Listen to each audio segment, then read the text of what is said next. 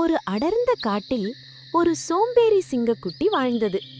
மற்ற குட்டிகள் வேட்டையாட கற்றுக்கொண்டபோது இந்த குட்டி மட்டும் மரத்தடியில் தூண்டிக் கொண்டும் விளையாடிக் கொண்டும் இருந்தது.